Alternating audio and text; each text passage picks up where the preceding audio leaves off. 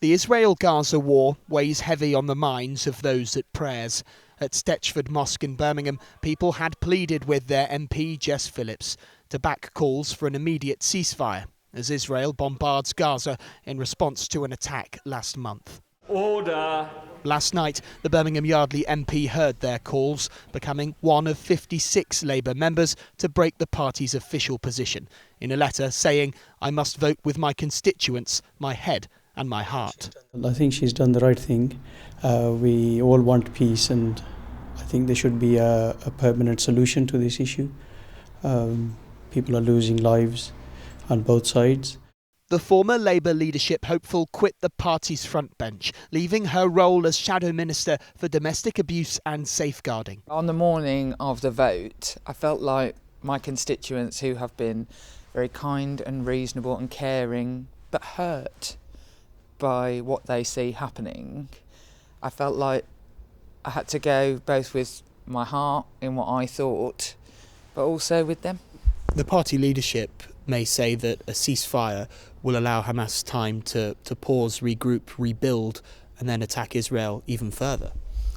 That is undoubtedly a concern for the whole world. I don't think that Hamas will recognise a ceasefire, just like I don't think Israel will currently recognise a ceasefire. Nobody is making decisions at the moment based on anything but good faith and heart.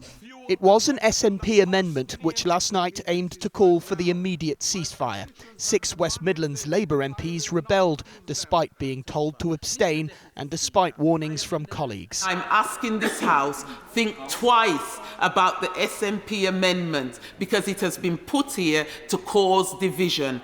Look, I understand Jess's position. Of course, as an elected member, you have got to listen to your constituents and you've got to, factor that view in when you are undertaking any votes. But there are steps to how you get to cessation of violence. You've got to have both sides agreeing to a ceasefire. Hamas has very clearly stated it will not agree to a ceasefire. It will continue to do what it did on 7th of October again and again. Today, the Labour leader was quizzed about losing Jess Phillips. That is where the real concern is. What do we look? Of course, I want us to move forward as united as we can as a party, but you wouldn't expect me to stand here today and say my concern is the Labour Party management rather than the hostages and the innocent civilians and children that are dying in Gaza. The conflict in the Middle East is claiming lives, but its impact isn't isolated, with deepening divisions present here too. Lewis Warner, ITV News.